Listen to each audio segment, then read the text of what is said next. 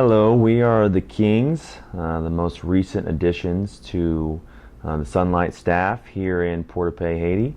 We have been here for roughly 2.5 months or so, and we find ourselves just really enjoying our positions here at the school, as well as the extracurricular activities that we've been able to get involved in thus far. So far, we stay pretty busy with the teaching. My name is Ryan, and I get to stay busy with a lot of the high school classes. Literature, history, and some geography thrown in there as well. I also step down to the lower grades for 6th grade math, which keeps me on my toes. And then my wife, Catherine, has the opportunity to be the new 4th grade teacher here at Sonlight this year. So she also has a big class of 27 kids, which keeps her busy.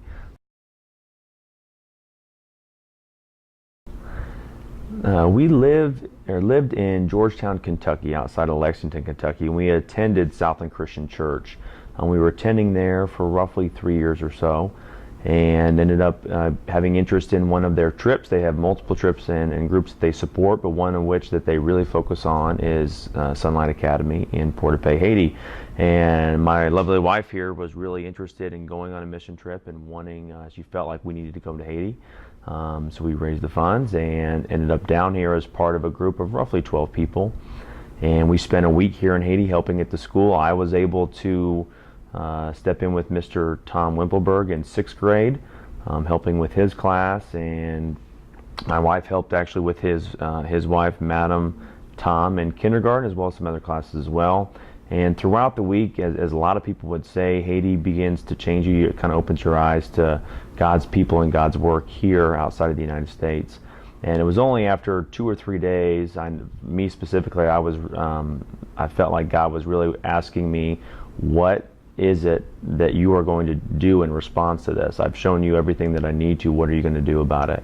And from there, we just entered into a conversation with Carmen, the principal here and essentially our leader here, and we're able to meet with her over the summer. This is all taking place in May 2012.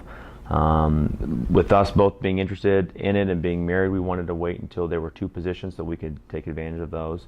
And this past April, we got an email from Carmen asking us to come down. We had already made the decision that if that was going to take place, if we received an email or an invitation to come teach at Sonlight, that's what we were going to do. And so the biggest difference I see when comparing Haiti to the United States is how open the people are, how much more socially connected they are than us in the United States. They are outside all the time. There are people everywhere. They know their neighbors, they know their community. They may live with several people from their family, cousins, all sorts of people, and they're just very socially aware and connected, and I think it's a cool difference. In the United States, we don't always know our neighbors, or we don't associate with them, and here you have to, you depend on each other. And so I think it's just a cool way that the community is just out there for everyone to know each other and talk and be a part of the community. when I think about our time here in Haiti thus far, and especially when comparing that to the United States, I mean, you're met with so many things when you first step off the bus or step off the plane. The climate is much different, especially now that we're entering into November. It's still 85, hot and humid. Obviously the language greets you as being different, and as we continue to learn the language, that hopefully that becomes less of a difference for us. But I really find that the longer I'm here, the differences between Haiti and the United States become less and less, because I see Haiti and the United States filled with people that need to be in a relationship with Jesus, people that are broken, people that need to experience God's love. And more than anything, I see that Haiti isn't necessarily worse or better than the United States. It's just different, just because of the culture, the way that the country was developed. But I see it as a place that God really wants to make a difference, and I think that's why Sonlight Academy is here.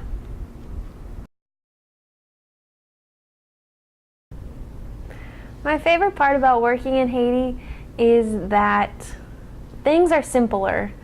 So we aren't so concerned here, and people aren't so concerned here with their stuff, their things, with getting more. It's simpler. It's more about relationships and the relationships with the kids in my classroom, and what that looks like, what that means, learning to be in a community together. And I just think it's really cool here that we aren't so concerned with what movie we're going to watch or what we're going to do. Our entertainment is being with each other and just learning and to do that again and not be so concerned with how to entertain ourselves and all the other things that get in the way of our relationships. I think for me, when I first think about working here in Haiti, is that the kids and the people in general appreciate what they have. They appreciate the opportunity to be at school. They're not one to complain. Yes, they are kids. They may be moody at times. They may be difficult at times. But in the end, they really appreciate why we are here as teachers and the opportunity that they have at Sonlight School specifically. On somewhat of a selfish level, I really enjoy working with my wife every day, being able to see her, as well as being able to just work with teachers that and co-workers that are part of a team where we're all on the same mission that God's called us to. So with that in mind, it helps us wake up every morning to go to work, knowing that we're part of a team that's trying to make a difference.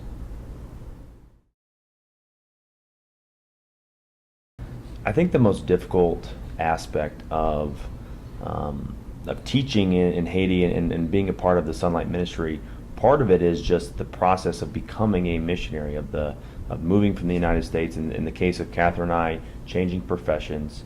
So you're in the middle of a move, you're going to a different country, you're learning a different language, all of those things, lump those together, those are all difficult. The fact that we are expecting our first child, that is a difficult thing to process that.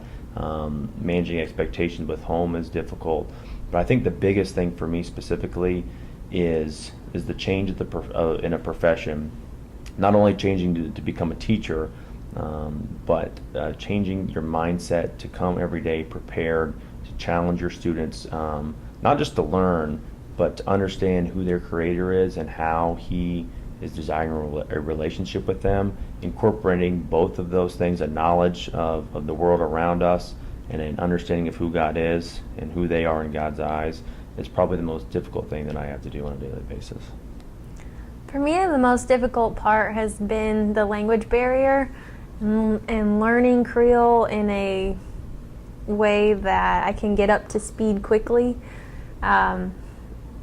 My kids in class speak English, but at recess they're speaking Creole, and then I can't even understand some of the things they're saying. So that's been a struggle, just not really feeling a part of the community because of that language barrier. And the same when we go out into the community, when we go to the market or are taking groups, visitors out into the community to see things. Just not being able to fully grasp all that Haiti has here and all that the people are trying to share with me and would love to talk to me about.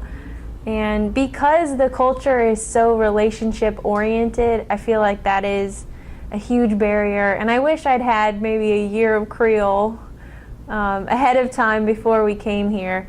Didn't get that chance, so we're learning as quickly as we can. But I will definitely feel like more a part of the community once I have a better handle on the language.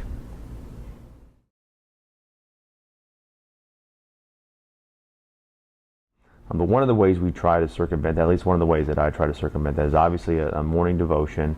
A lot of times I will read when I wake up, and then I have the opportunity to have a break period during the day when I can come back to the apartment while it's quiet and either reread what I had or just turn some music on. For me, that makes a big difference.